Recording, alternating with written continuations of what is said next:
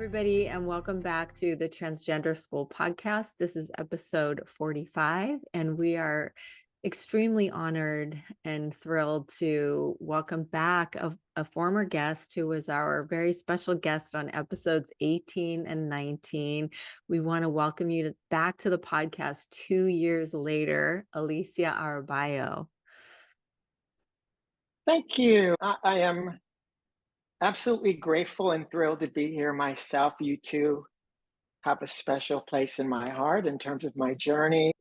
You know, being able to go through that podcast, it was the first time that I'd ever done anything like that. So it really kind of helped propel my energy, having a focus of how I wanted to advocate for others in terms of their transness or LGBTQIA plus. So thank you for being there. Thank you. Yeah, I'm Oh so my glad to gosh. hear that. Yes, it is two of our favorite episodes and most popular episodes. So in one of the episodes, everybody, you've got to go back and listen to or watch these episodes. In the first one, Alicia introduced herself and shared her story of transitioning at 62. And in the episode after that, she shared with us some really important recommendations for supporting LGBTQ kids in the school system, in our school systems. And we learned so much from her on that. And so I'll use that to lead into my intro and why we've invited Alicia back, because as you mentioned, Alicia, you have moved into advocacy work, education. I see you out there doing so much work to support the community, and your latest contribution is a book of poetry, a chap book, which is a new term that I learned from you, of incredible poetry. And the book is called Transition, and it is a collection of incredibly powerful, moving, profoundly meaningful, and beautifully written stories, and giving voice to different aspects of your transition and your experience. And so Jackie and I both read the book. To say we loved it is an understatement. It meant a lot to each of us in different ways, which I'm sure we'll share. Oh my goodness, thank you. We'll share more. We really, really want everyone to go out and get this book. It is beautiful. If you are a trans person, a non-binary person, in any way consider yourself working to better understand your gender journey, this book is going to be so incredibly helpful and affirming, and give you a sense of being less alone. If you're a family member, if you're a teacher, if you're anyone in a trans person's life, this book will teach you so much, and you will be incredibly emotionally moved by it, I promise. So we really want everyone to go out and get the book, Bottle Cap Press. Get it right away, and please share it widely. And if you have connection to a bookstore or a school or a library or anything of that nature, we couldn't imagine a better guest speaker to come and talk about the book and do a reading than Alicia. So there's my little plug. We usually do that at the end, and we'll do more, but that's what I would say. Oh my God. Yes.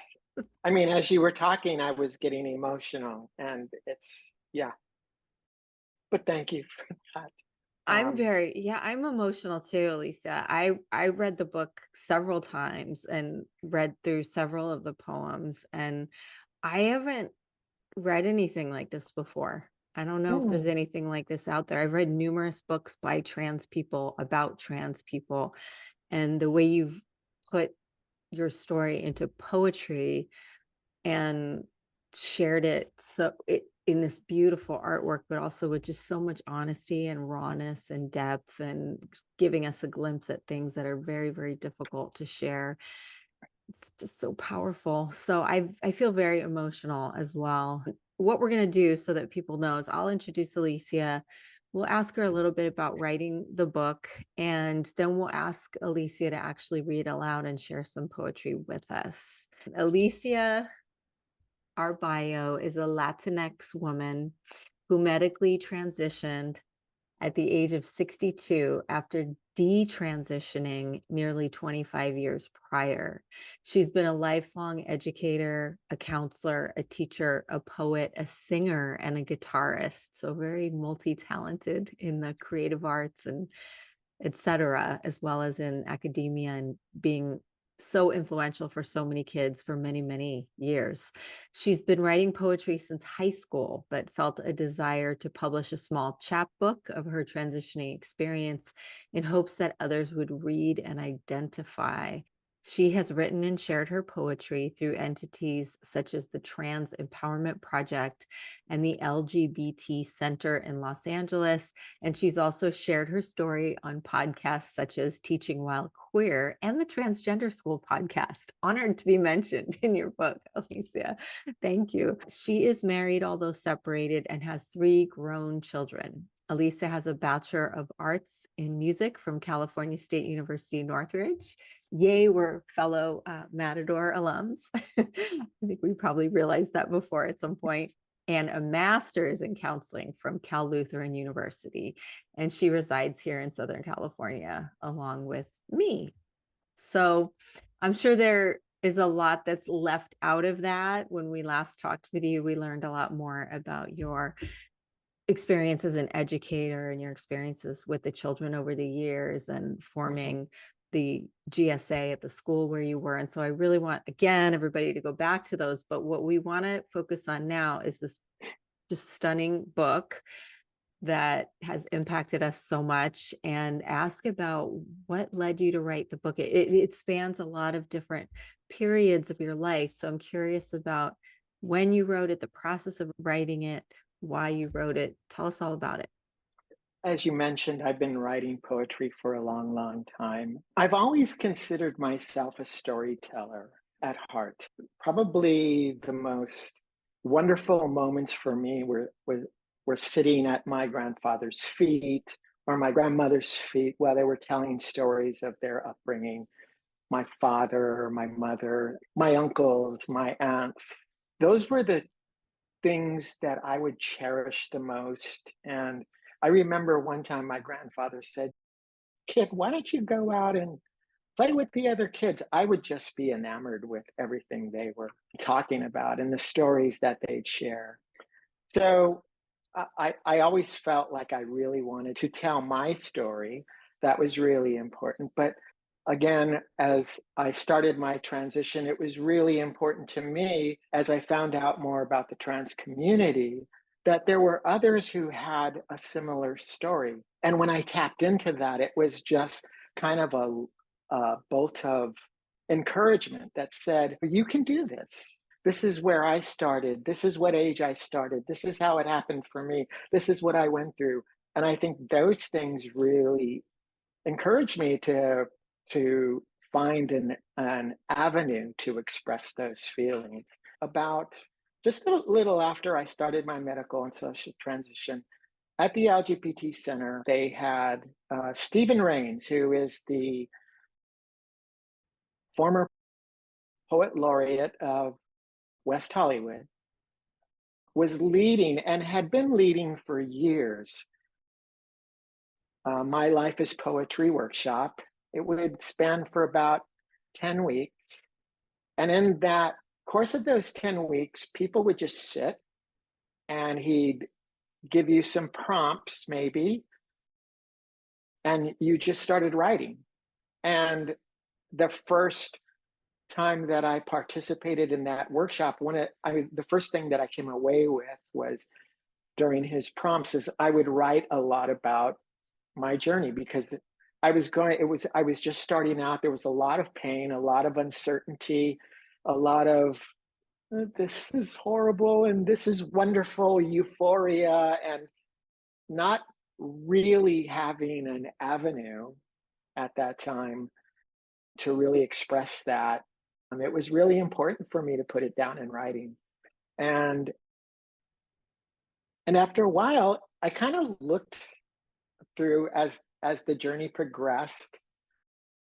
There were these little seminal moments where I was writing about something that really impacted me, and I thought, oh, huh, these are kind of creating a story that I can tell through poetry. And so last year, the Poetry Society of America had a couple of contests, and I entered them And at that time, what it really happened for me, even though I didn't win any prizes, was it helped me to organize my poetry and kind of compartmentalizing it. So, oh, this is about family. This is about my transition. This is about wilderness. That really helped me. And what it did is that transition portion then became kind of my focal point. This summer, I had some time off from teaching and other things. I decided, okay, I'm just going to hit up all the little publishers around town. The first place that I sent this chapbook to, Bottle Cap Press, in about 4 days, they got back with me and said, "We love this. We'd love to publish you," and sent me back all the ins and outs. And in about a month, it was up and running. So, Love that. That's amazing. I mean, they definitely knew they had something really good. So that was a smart move on their part, I would say. One question that I have, and I'll kind of use this as a segue to start talking about some of your specific poems in this book, is okay.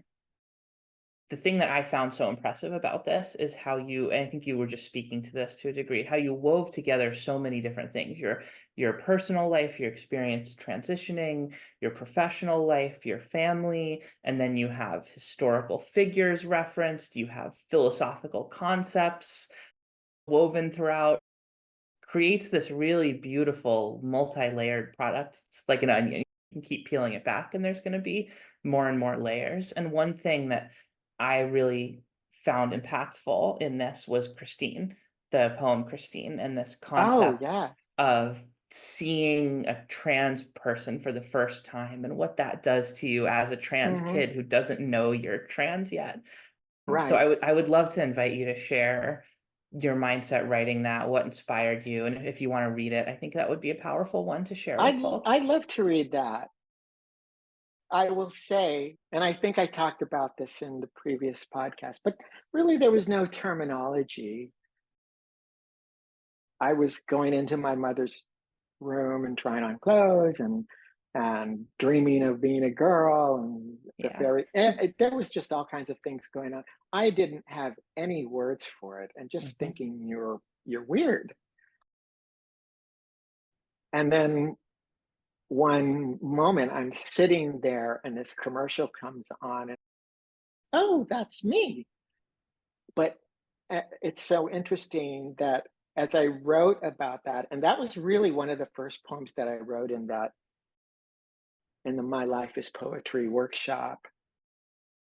It was like yesterday, you know, thinking about that moment, seeing myself sitting there looking at that. It was so clear. And I think those are the things that makes poetry writing so amazing is that we can kind of call on these moments that are just so clear and profound to us. Yeah, let's, I'll read that. Thank you. So this is called Christine. Christine was her name. I was 11. It was 1970. I thought, I'm a freak. Why was I dreaming of being a girl every night? Why in my mother's room, secretly, frantically trying on her clothes? No one was like me. Glued to the television one afternoon, her story, my story. She was real, actually existed. It was possible to not only feel like a girl inside, but physically become one. Dinner's ready, interrupting my trance. 51 years later, I honored that moment.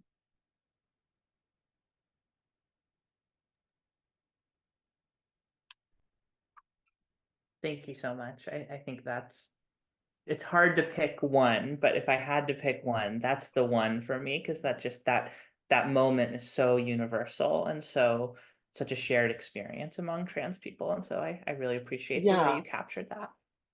Thank you. Thank you. Thank you very much. Yeah, and we all have those moments where we can kind of, I don't know what yours was, Jackie, but that moment where you looked at something or something happened and you realize, oh, this is me. This moment speaks to me. It propels you forward. Yeah, I mean, for me, I think moving to San Francisco, I'm sure I had met at least one trans person in my life before that, but moving here, I met multiple trans people and interacted with trans people on a regular basis, and I think that was what really did it for me, to that point that you made is, oh, this isn't just an idea. This is something that you can actually do. You can actually transition Hmm. in real life, and having that be real is what really allowed me to move forward. So Yeah, and also interesting as you're talking, I'm thinking about my own trajectory where at a very young age I was aware, but it took me years and years to kind of allow that to crystallize where I can actually do something about it. There was so much to break through. I was so disconnected from myself. And I mean, just the fact that I couldn't talk about that to anyone, it meant that I was going to have to do a lot of work to get to a point where I could actually actualize that for myself. So, One of the things that was so emotional for me in reading the book was these daily moments of encountering other people and having them say something that you have to then process how they're seeing you, and they're seeing you differently than the way you want to be seen or the way you see yourself or know yourself. And these little moments where you just captured a daily experience in a grocery store, for instance, or a little exchange with giving money to a homeless man, which are things that are just these little mundane daily moments, but became monumentous for oh, you yes. because of what was reflected back to you. But I'm speaking about a poem called Checkout Counter. And I'm wondering if you want to say anything about that and or possibly read it for us. That one is another, yeah, you were talking about those little moments. I was talking to an acquaintance the other day. She happens to work at Trader Joe's. And I used to hate to go to Trader Joe's because as much as I love the store, they were so polite. You know, yes, ma'am, no, sir, whatever. They would always be real polite in that way. But when I first started transitioning, I mean, it didn't matter how made up I was, how whatever. When I'd walk in there, it was always right this way, sir. And anybody who's transitioning medically, while we have this really unfair thing about passing, how you are seen, it's a killer. And for many, the person that I was talking about who was working at Trader Joe's, she had a trans person. She's a manager. She had a trans person who was working at the store. And she said, "Oh my God, she was young and she was beautiful, but every once in a while she would get misgendered while she was checking out somebody, and it was devastating. And she ended up leaving the job. It was really hard for my friend to understand that, and but nobody can understand the depth of feeling of what happens in those moments, and sometimes they just come out of nowhere.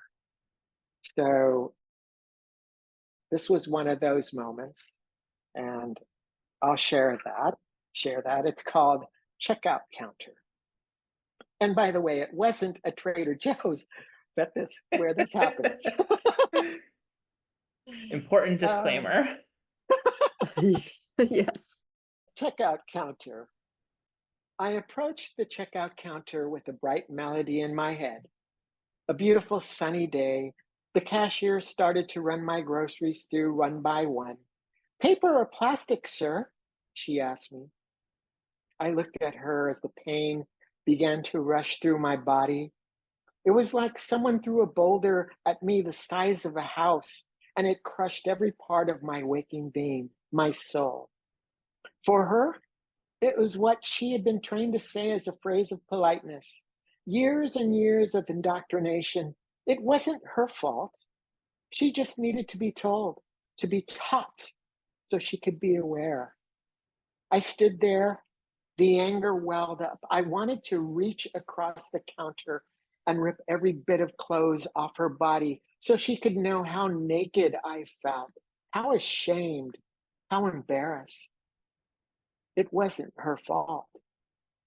I made this decision. I chose at 62 years old to transition, to own my femininity, to be authentic, to be the person I felt like inside. This was my fault. I was the one with the receding hairline, the squared chin, the protruding forehead, the large shoulders. This was me. And still, I chose to move forward. Why? I said to myself, what were you thinking? You're a joke, a facade. You'll never look like a woman.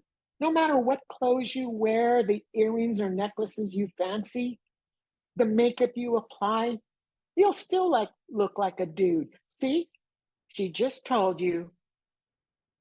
I thought to myself, these women in line, not one of them ever had to leave the house fearful, thinking, will I be called a man today?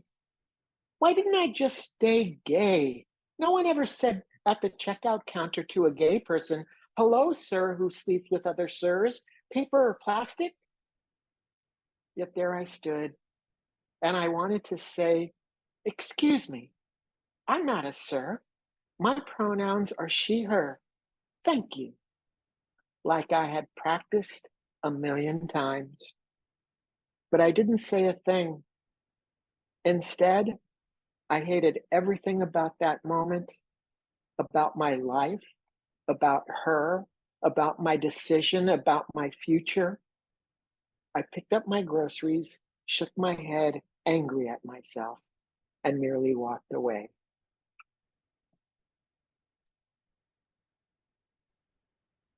That one, yeah, that was a really powerful one for me as well, because I've experienced that so many times, and not just the being misgendered and the shitty feelings that come with it, but Mhm. the wanting to say something and Yes. not, because you know what's going to happen. Mhm. Oh, I'm so sorry. And now it becomes about their feelings, and fuck it, it's not worth it. Right. Right. Yes. Absolutely. Yeah. And and that's a depth I don't think anybody who's not trans, it really is one of our very deep struggles. And I think for many of us, especially me being early on, when enough of those moments exist, you're just, forget this. I can't do this. I am so grateful for the level of support that we have today. No matter what's happening out there in the world, the reality is that I can call my girlfriend, I can call my pastor, I can talk to the support group or go to a meeting at the center or whatever. There are systems in place that will not allow me to just dig deep into that and quit a job or do something to myself that would be harmful in any way. or abandon my transition, which a lot of people do. Yeah. Thank you for sharing that. I really appreciate that. That's a very vulnerable thing to share, and I think Well, it's thank you. I think it's valuable because I know a lot of people will hear this and a lot of people who have had or will have similar experiences. And so definitely take it from us. It's not fun, but there's a community Now, out there that has your back and we're in it together. yes, absolutely. Places like this, coming to places like this, just being able to hear podcasts. There was nothing 25 years ago. It's just very, very sparse. So bravo to both of you. Thank you. And so I don't know if we're picking three poems, but if we're picking three poems, I would nominate Joyce for the third because I think that's Ah, a little bit more I joyful. thank you. Thank you. Community. We always need that community. It takes a village. And I have a girlfriend who always tells me, Alicia, you find these people and you they're part of your little group. And I they're not my group, but I love them because of how they've encouraged me. And one of them was Joyce Landicho, who runs Queer Haircuts or Queer Cuts in Los Angeles. And the experience that I had with her actually happened before I even started transitioning. I was growing out my hair long and I was already thinking about the process. I was starting to order clothes online, and my boyfriend and I would kind of like, I would try them on for him, and he'd say, "Oh, it looks okay." It was so funny. I would order some shoes, and he would put on my shoes, and then I would put on my shoes, and we would prance around. But it was those moments were really, really wonderful. But people like Joyce, there's Debbie Dexter from Brows and Julia Nguyen from Carnation Nails, and all these people I saw oftentimes before I even started the transition process. And they become wonderful friends of mine who every time I go in there, Alicia, how are you doing? And we share our stories and what's happening in our life. And I am so, so grateful for them. I really couldn't do it without them because there were times when I had so much self doubt, and you're thinking about, why am I even doing this? But their encouragement and their generosity of their self and their time was just so inspiring to me. It really helped me. I remember again this moment like it was happening yesterday. I'm thinking, okay, I really want to cut my hair to look more feminine. I found Joyce on the internet, made an appointment, and then she had a very small shop in the middle of Silver Lake at the time that was very hard to get to. You had to park quite a ways away. And so, in doing that, parking quite a ways away, it prompted all these thoughts that, and so I wrote this poem about that whole experience. Joyce. I drive 25 miles to see her, wait in my car nearly an hour. Nervous, get out of my car, get back in. This is stupid. She'll think I'm a weirdo. I swallow hard and open the car door, cross two crosswalks that seem like miles to get to the entrance. Each step heavier, the weight of years denying myself. Arriving and entering, sitting, waiting. Maybe I should just go. She approaches genuine, confident. Are you Carlos? Yes, but I'm Joyce. What can I do for you? Thoughts jumbled, warped from fears of other voices in my head. This is wrong. You are wrong, I mumble. I'm not sure if this is even possible, but I was hoping you could cut my hair to look more feminine. She smiles. Of course. Relief and a sigh. Not sure I've ever been this nervous and afraid, I say. Don't be. Your hair says everything about you, especially for us queers. It's our expression, who we are. Moments pass. Do you have a name? She asks. Alicia. I'm so glad you chose me, Alicia. My shoulders and body slump, limp, exhausted into the chair, tears flowing down my aging, weathered cheeks.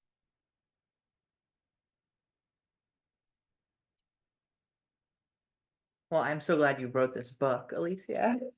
Seriously, I think that was really beautiful. Thank you. Yeah, as reflecting on Joyce and thinking about all that you shared about community and the importance of community, and a lot of people do not get that support from their family, and so they Yes. find a chosen family, and I Hmm. think you've illustrated that beautifully. And in the book, you also did really share with us the pain of family rejection. We're going from joy, there's pain, it's all in the book, but is there anything that you can share with us about the process of bringing to light the feelings of, in the poetry, of family rejection, of spousal rejection, of kids rejecting? Oh, I know, I'm sorry. It's um, just, I think it'll be so relatable for so many people and hopefully make them feel less alone, because you were so honest about that. I will say this. My ex-spouse and I, we have a cordial relationship. We talk, but there are moments when it's just it's just about anger. And I don't think there's any way that I can understand, just like she can't understand my trans experience. I can't understand someone who really had a vision of how they were looking at their life and how they wanted it to be, and kids and family and growing old together, and to not have it happen. I think that there's anger and grief about that. But this is one of our conversations that happened, and I call it dead name because she uses my dead name quite a bit. But this is kind of where it moved to, sometimes without even me knowing. And oftentimes I would just listen without hanging up because I needed for her to be able to express that as well. So while it is very hard to hear that, and most times I would say, that's not okay. Please don't go there. This was one of those conversations where it just kind of took place. For some, I just never forgot every single word because it really destroyed me for that moment. And I had to do a lot of therapy to work through it. So this is called Dead Name. You won't ever get me to stoop to your level, to give up my soul or all that I believe in. Not gonna do it ever. Chuck, Chuck, Chuck, Chuck, Chuck, Chuck. You can change your name, they can slice you and cut you. You can wear your makeup and your dresses and do whatever the fuck you want. But you'll never be anything other than Chuck to me. You'll never be a woman. You're delusional. You can have your friends who support you and tell you they love you, but they don't know the real you. The one who's hurt me and our kids over and over, the one who did this to us without thinking of how we'd feel. You never thought about anybody but yourself. It's sad. You're sad.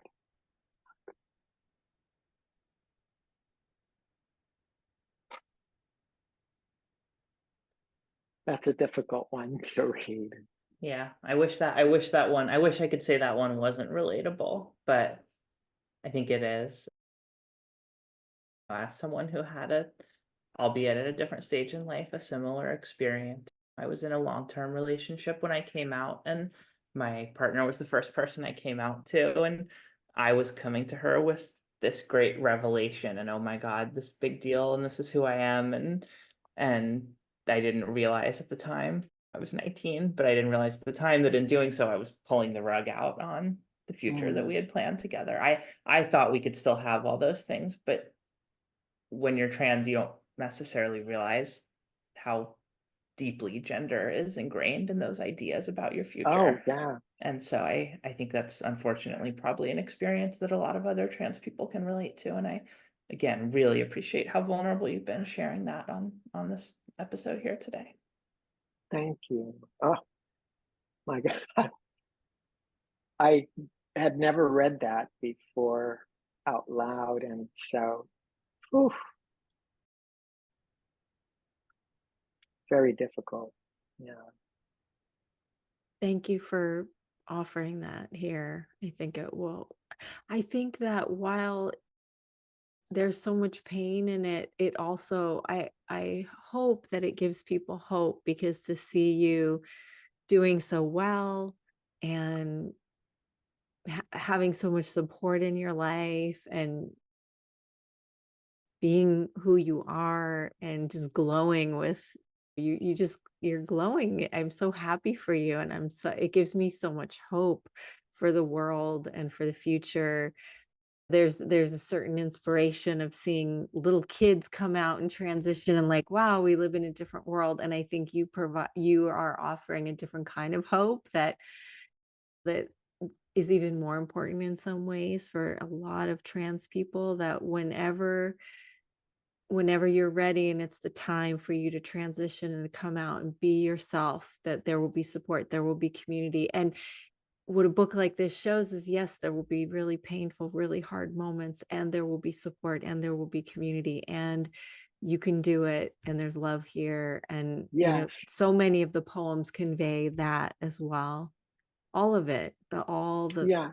parts of Yes. it are there. If you're going through hell, keep going. That was the phrase that came to mind there was. Yes. Yes. Yes. So true. Um, yeah.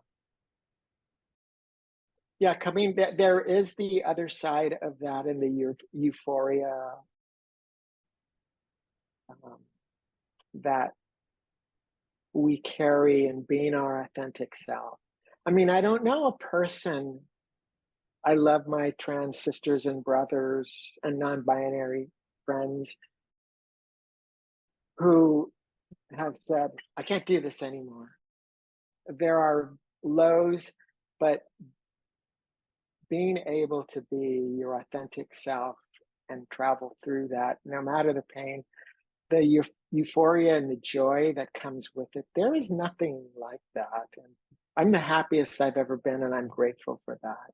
So I think that's a good place to wrap this story up and tell people that if they want to read the rest of your poems, they're going to have to buy your book. And can you remind people where they can buy your book? it's on Bottle Cap Press. All you have to do is type in the word transition, and it'll pop up. Yes, Bottle Cap Press. It's a little independent publishing company, and I'm really grateful that they've chosen to publish my works. I'm grateful too. I'm so grateful to you for writing it and to them for publishing it. And I really hope that everyone watching or listening will buy it and maybe find a way to invite you to come out and share your beautiful poetry. Thank you. Thank you. Well, that's kind of my goal. I really, in terms of being an advocate, especially for us older trans folk, Mhm. it's really Mhm. something that I'm hoping to connect with more of us Yeah. who are going through the same struggles. Yeah. So Thank you so much. And again, that's bottlecap.press. Bottlecap.press. The title of the book is Transition, and we'll make sure to put the link right at the top of the show notes. Thank you. Thank you. Thank you for being with us, Alicia, and thank you so much Thank for you. reading your poems. Yeah, we Thank really you for appreciate having your me. time. All right, bye everybody. We'll see you next time.